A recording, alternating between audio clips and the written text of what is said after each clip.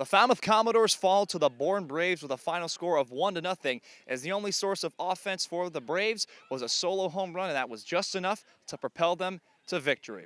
Hi, everybody. Thank you so much for joining us on today's edition of Closing the Door, alongside with Trey, Redfield, and Carter Bainbridge. Logan Soforenko with you. And Trey, I'll start with you. The Falmouth Commodores entered the 7th inning with the exact same score on the scoreboard as yesterday, 1-0, but no game-tying home run tonight. No such thing as that. There are only 4 hits put up tonight by the Commodores. Just rough into hitting this play. You know, we talked about how these guys have to get on base, find ways to get aboard.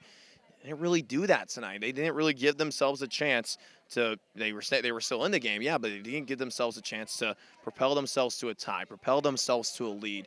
The bats are ice cold right now. They got to figure this out going against the Whitecaps. You want to stop this schneid as quick as you possibly can.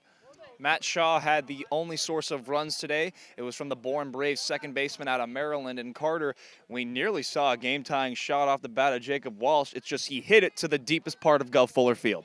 Right, and I said on the broadcast at the time, that's probably the hardest hit and furthest hit ball Jacob Walsh has had this summer that actually stayed in the yard. He's had a couple home runs to his credit so far, but he launched that ball to the deepest part of this park, and a couple more feet, we would have had a tie game on our hands, and who knows what would have happened then. Unfortunately, that's just kind of the way things go when you're now 6 games under 500 and on a 5-game losing streak.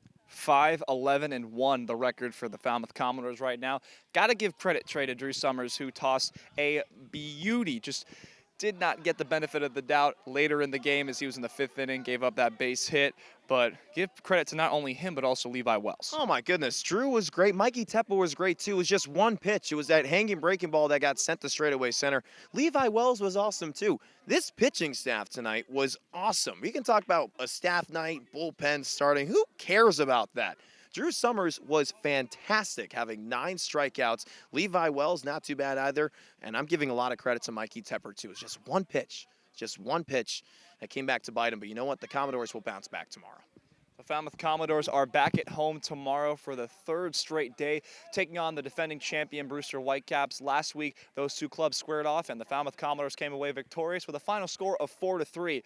But that's going to do it from us tonight here at Gulf Fuller Field, as the Doors are shut out by the Bourne Braves.